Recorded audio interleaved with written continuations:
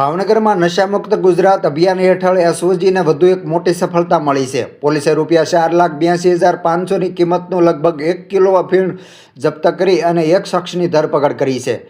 ગુજરાત સરકારના નશામુક્ત ગુજરાત અભિયાન અંતર્ગત ભાવનગર રેન્જના આઈજીપી અને પોલીસ અધિક્ષકના માર્ગદર્શન હેઠળ એસઓજી દ્વારા જિલ્લામાં નાર્કોટિક્સ ડ્રગ્સ સામે સઘન કાર્યવાહી હાથ ધરવામાં આવી રહી છે। જેના ભાગરૂપે એસઓજીના પોલીસ ઇન્સ્પેક્ટરના માર્ગદર્શન હેઠળ પોલીસે ભરતનગર પોલીસ મથક વિસ્તારમાં રિંગ રોડ પર મંત્રેશ સર્કલથી ટોપ 3 સર્કલ વચ્ચે તરસમિયા ગાયત્રીનગર રોડ વાહન ચેકિંગ અને વોચ દરમિયાન એક શંકાસ્પદ યુવકને અટકાયત કરી હતી। તપાસ દરમિયાન તેની પાસેથી 965 ગ્રામ અફીણ મળી આવ્યું હતું, જેની અંદાજિત કિંમત ₹4,82,500 હોવાનું સામે આવ્યું છે। પોલીસે અફીણનો જથ્થો કબજે કરીને આરોપી અશોક કુમાર રતનલાલ જાટ ઉંમર વર્ષ 21 વર્ષ હાલ રહે આનંદનગર કંસારાના કાંઠે ભાવનગર અને મૂળ ચિત્તોડગઢ રાજસ્થાનના વતની હોવાનું જાણવા મળ્યું હતું અને પોલીસ દ્વારા તેમની ધરપકડ કરવામાં આવી છે।